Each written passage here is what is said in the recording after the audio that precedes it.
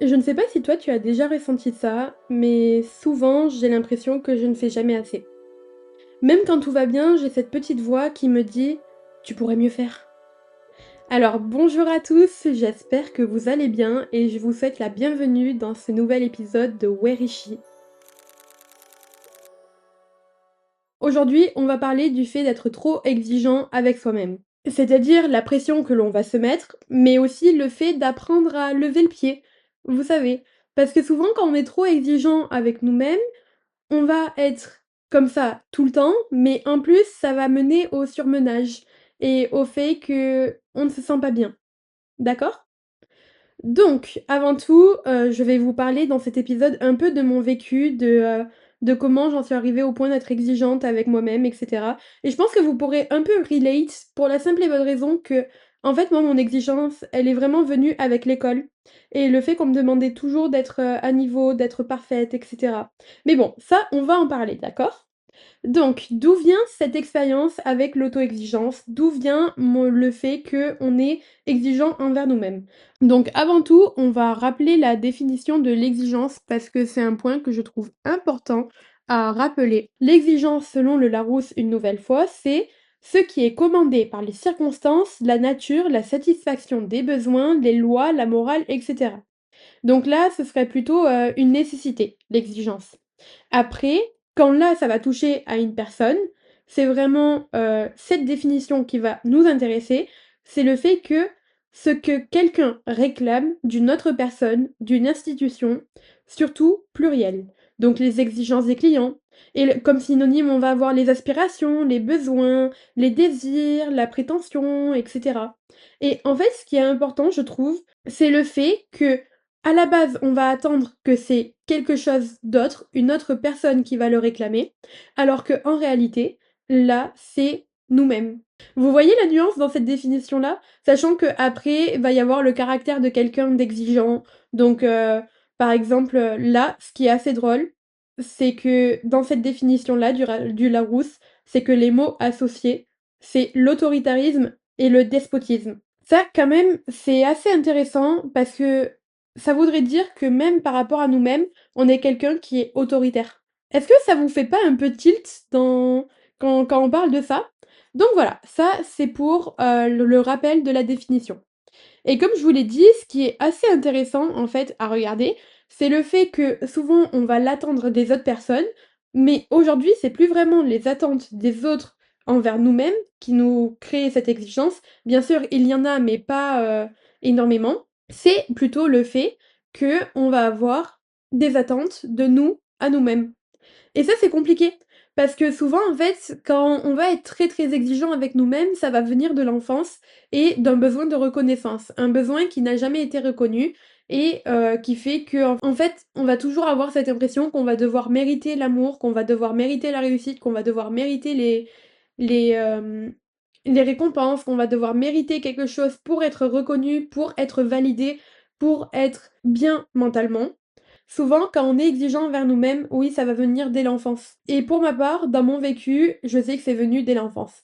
Pas forcément de la part de mes parents, même si ben, je sais que surtout mon papa, il est déjà exigeant avec lui-même, notamment par rapport au travail, ou que ma maman, c'est la même chose par rapport au travail. Mais en fait, il faut savoir que moi, dans mon vécu, à l'école, on m'a toujours dit depuis toute petite, Orlan, t'es nulle, tu vas jamais y arriver, vraiment, comment est-ce que tu vas faire? Ou alors, ils convoquaient ma mère en primaire il lui disait: «Bon, bah, votre fille, quand même, elle a énormément de difficultés, elle va pas s'en sortir et cetera». Bon, aujourd'hui, ça m'a pas empêché d'avoir mon bac avec une mention bien, ça m'a pas empêché d'avoir mon brevet avec la mention bien aussi, ça m'a pas empêché d'aller en fac, d'être maintenant en école de communication. Honnêtement, ça m'a empêché en rien du tout, donc laissez pas ça, s'il y a bien un point important qu'il faut que vous reteniez, ne laissez pas les professeurs vous dire que vous n'y arriverez jamais. Juste mettez-vous à fond dedans et ça passera. Mais pas au point que ça vous détruise votre santé mentale. Parce que honnêtement, moi, si on regarde mon parcours scolaire où à chaque fois on me disait oui, bon bah tu vas jamais y arriver, bon là t'as trop de difficultés, vraiment c'est compliqué, il va te falloir quelqu'un pour y arriver, il va te falloir un tuteur, etc. Au final, ça m'est jamais arrivé, j'ai réussi. Je pense que je leur ai assez prouvé par rapport à l'école et par rapport même aux notes que j'ai eues que je peux, m'en sortir. Ça, tout ça pour vous dire que c'est important de pas vous laisser marcher dessus par des professeurs. Mais le fait que je sois exigeante avec moi-même, du coup, pour ma part, c'est venu dès l'école où on m'a dit que je réussirais jamais. Pour d'autres, ça peut être aussi, l'école, ça peut être aussi les parents qui étaient très stricts, notamment, par rapport, en fait, à l'éducation et cetera. Enfin, il y a plein de causes du fait qu'on est exigeant avec nous-mêmes. Et ensuite, un autre aspect qui va être, ou qui va créer de l'exigence, ça va être aussi l'influence des réseaux, l'influence de nos pairs. C'est-à-dire que, si, par exemple, on a quelqu'un qui réussit énormément dans notre famille, bah, en fait, on va inconsciemment avoir cette exigence de nous dire: «Moi aussi, il faut que je réussisse». Alors qu'en vrai, c'est pas parce que, quelqu'un dans votre famille a énormément réussi que vous êtes forcé de réussir. Ce qui compte, c'est que vous fassiez quelque chose que vous aimez, que vous fassiez quelque chose qui est important pour vous. Enfin, pas que vous finissiez en burn-out juste parce que, il faut absolument réussir parce que telle personne a réussi. C'est pas parce que quelqu'un réussit absolument dans notre famille que nous, on est obligé de se mettre énormément la pression pour réussir de la même manière. Chacun fait sa réussite, chacun réussit à sa manière et ça, c'est un point qui est important de souligner parce que l'exigence, elle peut aussi venir des autres et souvent, quand on est exigeant, on va avoir un besoin de contrôler. On va vouloir tout contrôler, on va vouloir chercher à même, prévoir l'imprévisible pour justement être parfait à l'intérieur. Ce qui se passe, c'est qu'à chaque fois où on essaie de prévoir soi, à chaque fois où on essaie de prévoir ça, ça nous détruit mentalement et honnêtement, c'est la pire chose qui peut arriver. On se met la pression pour quelque chose qui peut être insignifiant, tout simplement parce qu'on n'a pas droit à l'erreur. On est trop exigeant avec nous-mêmes pour se permettre de faire des erreurs, pour se permettre d'échouer.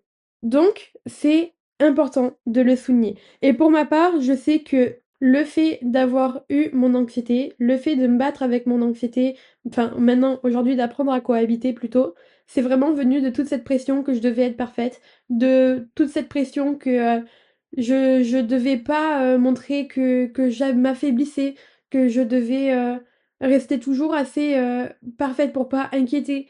Enfin, en fait, ça a vraiment découlé d'énormément de choses et ça fait partie, de mon vécu personnel. Mais en fait, l'exigence avec soi-même, moi, elle a vraiment commencé quand j'étais toute petite et que dès toute petite, on me prenait pour des cours de soutien, juste parce que j'arrivais pas à retenir les voyelles ou que j'avais du mal avec le calcul mental ou qu'en CP, une fois, il y a une institutrice sur mon bulletin, j'étais en CP, elle m'a écrit: «Elle n'est pas assez mature». En CP, tu as 6 ans. À quel moment tu es censé être mature quand tu as 6 ans? C'est la question que je pose. Vraiment, à quel moment on se dit: «En étant adulte, elle a 6 ans, elle est pas mature». Mais tu es qu'une enfant! Forcément, tu es pas mature quand tu es une enfant. Forcément, tu es là pour être une enfant, tu es là pour t'amuser, tu es pas là pour, être mature et avoir des responsabilités d'adulte. Sinon, à quoi ça sert d'être un enfant? Ah vraiment, ça m'avait énervée. Ça parce que, quand j'ai relu ça plus tard, j'étais là en mode: «OK, peut-être qu'il y en avait qui étaient plus matures, plus calmes», mais moi j'ai jamais été quelqu'un qui était vraiment calme et posé. J'étais toujours le genre d'enfant, le genre d'élève qui posait des questions parce que en fait, j'étais curieuse. Je voulais tout le temps en apprendre plus et petite, du coup, en maternelle, primaire, quand tu crains pas trop, tu vois, d'avoir le regard des autres et cetera, bah, tu t'amuses à poser plein de questions et pour ma part, le fait d'avoir posé trop de questions, après, beh, je me faisais tout le temps punir. Ça fait que, beh, en fait, j'ai recommencé à poser des questions, on va dire vers le j'en posais un peu au lycée, j'en posais un peu, ouais, c'était lycée. À la fac, j'en posais pas mal et c'est vraiment là, dans mes études, que j'en pose énormément parce que ça me passionne et je veux tout apprendre, en fait. Donc, mais ça m'empêche pas de poser aussi énormément de questions dans ma vie de tous les jours parce que je veux apprendre des choses. Je suis très curieuse et ça m'intéresse énormément. Tout ça pour vous dire que l'exigence avec soi-même, elle peut partir d'un truc qui est anodin et te pourrir la vie pour le reste de ta vie. Donc là, on va parler des conséquences invisibles de cette exigence avec nous-mêmes. Parce que personnellement, moi, je sais que ça m'a créé énormément de fatigue mentale. C'est-à-dire qu'il y a toujours cette pression de je dois faire mieux, je dois réussir. On m'attend là, au résultat. Donc si on m'attend au résultat, je dois être parfaite, je dois être irréprochable. Et c'était que des trucs comme ça. Je dois tout le temps faire mieux alors que tu fais déjà très bien. Pourquoi faire mieux alors que tout est déjà réalisé parfaitement? Et ça, c'est compliqué parce qu'à partir du moment où tu commences vraiment à avoir cette pression-là, tu as cette perte de plaisir. Tout devient une performance, tu dois performer tout le temps. Tu n'as pas le droit à l'erreur. Donc, même si c'est parler, tu dois être performant. Même si c'est te reposer, tu dois être performant. Même si c'est être créatif, tu dois être performant. Tout se juge à ta performance. Et ça, en fait, tout ce qui peut t'animer, tout ce qui te faisait plaisir, tout ce qui te rendait heureux, ça devient un peu une corvée parce que on t'atteint au résultat, parce que ça devient quelque chose d'important, parce que on est exigeant envers toi. Et je sais que moi maintenant, pour éviter de perdre ce plaisir, pour éviter que ça devienne une corvée, etc., tout simplement quelque chose que je veux faire, je n'en parle pas. Je n'en parle pas aux personnes où je sais que ça devient exigeant, tu vois, où je sais que ça pourrait être maintenant quelque chose où on m'attend au résultat. Ça, par exemple, ce podcast, j'en ai parlé à pas beaucoup de gens.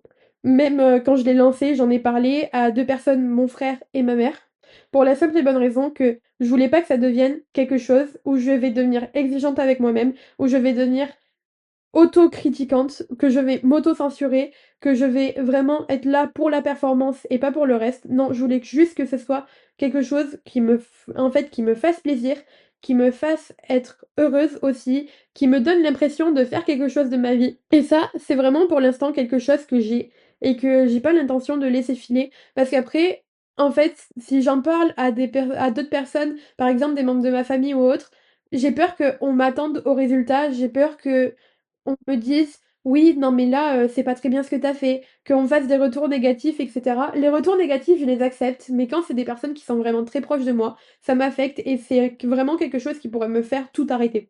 Autant les avis des autres, ça me passe au-dessus de la tête. Autant des personnes qui sont vraiment le cercle proche, ça, c'est quelque chose qui peut me faire arrêter. Donc honnêtement, voilà, ça, c'est tout ce que j'avais à dire là-dessus. D'accord? Mais aussi un autre aspect, moi, qui m'a fait, vraiment réaliser tout ça, c'est aussi le fait qu'en fait, tu vas t'autocritiquer. Tu vas vraiment être très violent. C'est donc ta voix intérieure, c'est comme je vous avais fait parler, en fait, au tout début dans les premiers épisodes. Cette voix intérieure, elle va monter sur le ring et c'est son objectif à cette voix, ça va être de te mettre pas bien. Ça va être de te détruire. Ça va être de te rabaisser au lieu de t'encourager. Et cette voix-là, du coup, c'est toi face à toi-même et tu dois te battre constamment. Tu es en constante lutte avec toi-même parce qu'il y a une partie de toi qui parce qu'elle est exigeante, va te dire: «Non mais là, t'es nul, hein. Non mais là, c'est totalement nul ce que tu fais. Là, ça sert à rien. Je comprends pas pourquoi tu fais ça. Arrête. Vraiment, arrête». Alors que toi, tu as ton autre voix, la voix du cœur, moi, la voix que je ressens au plus profond de moi qui me dit: «Non mais je veux vraiment le faire. C'est vraiment quelque chose qui me tient à cœur. C'est vraiment quelque chose qui est important. Donc c'est hors de question, je ne veux pas arrêter». Et en fait, tu es tout le temps en combat avec toi-même, qui fait que ça crée cette fatigue mentale, ça crée ce poids mental, ça crée aussi cette exigence qui est à la fois énorme, mais à la fois contrôlée, donc tu sais pas trop comment te positionner. Enfin, en fait, il y a énormément de choses. Et je pense que ça va nous permettre de d'arriver à la troisième partie, c'est que, en fait, tu arrives à un point où l'exigence avec toi-même, elle va te conduire au burn-out. Et ça, c'est vraiment quelque chose que j'ai déjà expérimenté et pour le coup, c'est pas fun. Je sais pas, si vous l'avez déjà expérimenté, vous aussi derrière votre écran, mais en fait, c'est vraiment quelque chose qui te met pas bien, mentalement. Et pourquoi c'est important de dire ça? Parce que quand tu es exigeant avec toi-même, quand tu as peur, quand tu as cette exigence vraiment profonde avec toi-même, ce qui compte, c'est vraiment que tu réapprennes à être douce avec toi. Et ça, c'est la troisième partie. Cet épisode, il sera pas excessivement long parce que l'exigence avec soi-même, elle peut vraiment être très vaste à parler ou au contraire très petite. Mais le point qui est vraiment très important, c'est d'apprendre à être doux avec soi. Déjà, accepter qu'on a droit à l'erreur. L'erreur, elle est humaine. Et en fait, c'est pas dans la réussite qu'on apprend. Certes, on apprend que là, il y a telle chose qui marche bien ou telle autre marche bien. Mais c'est pas dans la réussite qu'on va apprendre. C'est dans l'échec, c'est dans l'erreur. Parce que dans l'erreur, on se dira: «OK, si ça a pas fonctionné, c'est parce que c'était comme ça. Si ça, au contraire, ça a fonctionné, c'est parce que c'était comme ça». Et en fait, tu as droit à l'erreur. Tu as droit de prendre du temps, tu as droit de d'échouer. C'est pas mauvais, hein. C'est pas parce que tu échoues dans la société, on a vraiment cette perception de l'échec, de l'erreur qui est négative, mais en fait, c'est pas négatif. Au contraire, c'est juste que tu apprends et tu peux pas apprendre et être parfaite comme ça d'un seul coup. C'est pas possible. C'est vraiment pas possible. Tu peux pas te dire: «Oui, bon là, j'ai réussi, mais j'ai énormément appris». Généralement, tu te rendras compte que vraiment c'est À partir du moment où tu fais une erreur, que c'est là où tu recommences à vraiment apprendre le plus, à relâcher aussi cette pression. Parce que si tu fais une erreur, tu vas te dire, bon, bah finalement, de cette erreur, j'en suis pas mort. Donc tu vas relâcher aussi la pression et tu vas arrêter de te sentir coupable. Parce que moi, longtemps, à chaque fois que je faisais une erreur, je me disais, mais je suis vraiment trop nulle, je suis vraiment horrible comme personne, je suis vraiment pas bien, pourquoi j'existe en fait? Parce que on m'a appris que, en fait, parce que j'ai assimilé que pour moi, réussir, c'est exister. À partir du moment où tu fais une erreur, tu n'existes plus, tu peux même disparaître, tu fait une erreur, c'est ta responsabilité. Alors que pas du tout, t'as droit de faire une erreur. Moi-même, s'il faut, là, je fais une erreur en parlant, mais en fait, j'ai le droit de faire des erreurs, on a le droit de faire des erreurs et on a le droit de prendre du temps aussi pour faire les choses. Parce que quand tu dois exceller, quand tu dois vraiment être parfait, en fait, tu te dis que tout doit aller vite, tout doit être rapide, tu dois tout faire rapidement et parfaitement. Alors que non, tu as le droit de prendre du temps. Si une tâche, au lieu d'y passer une journée, tu as besoin de 3 jours ou de une semaine, tu as le droit de prendre ton temps. Parce que c'est un moyen aussi de relâcher cette pression et cette exigence avec toi-même. C'est pas parce que t'as pas accompli ta to-do list à la fin de la journée que tu nul. T'as pas à être coupable parce que t'as pas réussi à faire tout ce que tu voulais dans une journée. Et ça, c'est vraiment des choses qui sont importantes parce qu'à partir du moment où tu le réalises, bah, en fait, tu te dis: «OK, en fait, je suis juste humain. Je suis humain, je suis humaine, je suis tout ce que vous voulez, mais j'ai droit à l'erreur. J'ai droit de pas être bien. J'ai droit de prendre du temps et surtout, j'ai droit de relâcher cette pression». Surtout que ça me fait arriver au second point, qu'on a droit d'être bienveillant avec nous-mêmes. On a le droit de se parler comme si on parlait à une amie. On a le droit de reconnaître ses efforts. On a le droit de reconnaître chacun des trucs. Chaque chose, on a le droit de les reconnaître. Parce que jamais on se permettrait de dire à notre ami: «Non mais là, en fait, t'es nul. Pourquoi tu fais ça? T'es vraiment nul». Jamais on irait parler à quelqu'un que l'on aime, jamais on irait lui dire qu'il est nul. Jamais on irait le saboter. Parce que c'est pas nous. C'est méchant de faire ça, c'est très méchant, alors que on va le faire avec nous-mêmes. Donc pourquoi on fait pas quelque chose aux autres et pourquoi on le fait à nous-mêmes? Déjà, moi je pars du principe ne pas faire aux autres ce que j'aimerais pas qu'on me fasse. Mais alors, peut-être qu'il faudrait que je l'applique avec moi-même. Tout simplement parce qu'on a le droit d'être en fait, on a le droit d'être bienveillant avec nous-mêmes. On a le droit de se sentir bien avec nous-mêmes. On a le droit d'être heureux avec nous-mêmes, d'accord? Et ça, c'est vraiment le plus important. Parce qu'à partir du moment où tu réalises ça et que tu commences à te parler comme si tu parlais à ta meilleure amie, à parler comme si tu parlais à quelqu'un que tu aimes, bah, en fait, tu te rends compte que t'es heureux, t'es bien, t'es apaisé avec toi-même. T'es pas en combat avec toi, mais t'es en amour avec toi, t'es en relation avec toi. Et ça, c'est important. Ensuite, l'exigence. On a le droit d'être exigeant, mais il faut pas qu'elle soit mauvaise non plus. C'est-à-dire qu'on peut être exigeant tant que c'est conscient et orienté. Par exemple, j'ai envie de réussir mon partiel, ça c'est une exigence. C'est normal, parce que tu veux que ce soit de la progression, tu veux progresser, tu veux avancer dans tes études. Tu cherches pas la perfection, mais tu cherches la progression. Par contre, si l'exigence, elle se transforme au point que, en fait, tu cherches la perfection dans tout, la perfection, ça n'existe pas. Il y aura toujours quelque chose qui sera pas parfait ou qui fera que ce ne sera pas parfait. Et l'exigence, c'est pas forcément quelque chose de mauvais. Par contre, c'est quelque chose qui doit être dans la mesure, qui doit être dosé. Sur une balance, ça doit être équilibré. Parce que tu peux être exigeant en étant conscient, comme je l'ai dit, tu peux être exigeant en te disant: «Bon, bah, là, d'accord, j'ai été exigeante avec moi-même, mais c'est parce que je voulais absolument tel résultat pour obtenir telle chose. D'accord, très bien, c'est parfait. Pas plus, pas moins». Cette exigence, par contre, elle doit pas t'empêcher de dormir la nuit. Cette exigence, elle doit pas te bloquer, elle doit pas te tétaniser. Et c'est là où tu sais que quand ça arrive, ces signaux-là, tous ces signes, tu sais que tu es en train en réalité de chercher la perfection. Tu cherches pas la progression, tu cherches la perfection. Et ça, c'est important. Et quelque chose que j'ai pratiqué, en fait, pour vraiment, commencer à ne plus être exigeante avec moi-même ou me dire: «Mince, j'ai fait telle erreur et ça y est, je suis foutue, mon avenir, c'est fini, j'aurai plus d'avenir, je vais plus jamais réussir ni rien». C'est, par exemple, me prendre un carnet et à chaque fois que je fais une petite victoire qui est anodine, bah, en fait, l'écrire. Me dire: «Bon, bah, là, aujourd'hui, j'ai réussi à me lever de mon lit».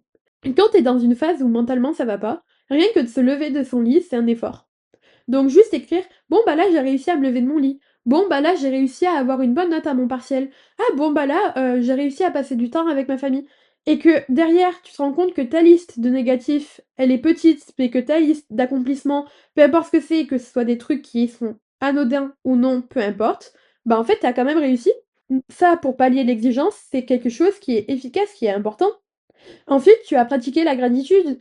Et la gratitude, comme ça, on dirait rien, c'est un peu tout le truc des clean girls et tout, mais juste dire, bon, bah, je suis reconnaissante pour telle chose. Je suis reconnaissante d'avoir, par exemple, une famille qui m'entoure. Je suis reconnaissante de pouvoir faire des études. Ça t'aide à prendre de la distance et de te dire, en fait, mon problème actuel, mon exigence actuelle, en réalité, elle est pas si importante. C'est pas grave. Ok, j'ai pas eu, par exemple, 20 à mon partiel, mais il y en a, ils ont même pas l'opportunité de pouvoir aller à l'école.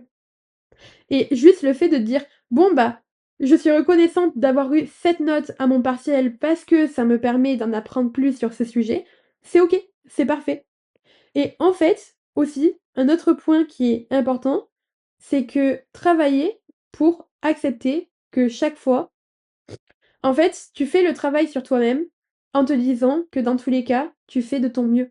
Et rien que de prendre du recul et de se dire: «Je fais de mon mieux». Là, par exemple, j'ai ma santé mentale qui me le permet pas, mais je fais de mon mieux. Ça t'aide vraiment à relativiser et tu te dis, en fait, que tu comprends que tu ne peux pas être ton propre ennemi en permanence. Tu ne peux pas t'auto-flageller en permanence. Parce qu'à un moment, en fait, tu vas arriver à un moment de rupture où tu pourras plus rien faire. Ton corps, il lâche, ton mental lâche, tu bloqué. Et ça, je trouve personnellement que c'est encore pire que si tu acceptais tout simplement que tu peux être ami avec toi-même, tu peux être ta meilleure amie, et surtout, tu peux relâcher la pression de devoir toujours être parfait. Donc si je devais conclure un peu cet épisode, c'est que en fait, l'objectif, c'est pas vraiment d'arrêter d'être exigeant parce que des exigences, on en aura toujours, mais plutôt d'être bienveillant et d'être doux avec soi-même, de se respecter soi-même, et surtout de se dire, c'est pas parce que là j'ai échoué ou que j'ai fait une erreur que je suis un échec dans ma vie, c'est pas parce que j'ai fait une erreur que les gens vont me tourner le dos, c'est pas parce que j'échoue que c'est la fin du monde. Il y a des choses bien plus graves. Et en fait, comme je discutais avec mon prof de PAO, son mantra, c'est rien n'est grave. Bah en fait, il a raison, il n'y a rien qui est grave. La seule chose qui est grave, c'est le fait que du jour au lendemain, tu peux mourir et que le but, c'est de pas regretter. Encore que, en soi, rien n'est grave parce que t'es de passage sur cette planète. On le sait tous, on est tous de passage sur cette planète. Il y a des passages qui sont courts, d'autres qui sont longs. Et ce qui compte, c'est juste de se dire rien n'est grave et c'est pas parce que là j'ai échoué que je suis un échec dans ma vie. Là, j'ai une question et j'aimerais une réponse en commentaire. C'est, est-ce que toi, tu dirais déjà dans un premier temps que tu es trop exigeant avec toi-même ou que tu as réussi à trouver un équilibre? Et si tu es trop exigeant avec toi-même, quels sont les domaines qui font que tu as ce level d'exigence avec toi? Parce que c'est intéressant, je trouve, de le voir, de le savoir. Et personnellement, quoi qu'il arrive, c'est pas parce que tu fais une erreur, et ça je tiens vraiment à te le dire, c'est pas parce que tu fais une erreur que t'es un échec. C'est pas parce que tu t'es trompé que tu dois culpabiliser. Au contraire, tu es humain et tu as droit de faire des erreurs. Tu as droit de prendre du recul, tu as droit de prendre le temps. Alors juste, respire un bon coup et ça va aller. D'accord? Donc je te laisse et n'hésite pas à m'ajouter, t'abonner, partager, liker, commenter. C'est de me rejoindre sur mes réseaux sociaux, donc Orlan is here. Et en attendant, je te fais de gros bisous et surtout prends soin de toi. Et ça va aller. T'es pas un échec, t'es pas une erreur. Respire un bon coup et tu peux que t'améliorer. D'accord? Donc voilà, c'est la fin de cet épisode. Je vous fais de gros bisous et je vous dis à jeudi. Bisous! Et comme je te l'ai dit une nouvelle fois, n'hésite pas à liker, partager, t'abonner et surtout à m'ajouter sur mes réseaux sociaux Orlan is here pour la suite des épisodes et surtout pour te tenir au courant de toutes les choses qui arrivent. Donc voilà, je te fais de gros bisous et à jeudi!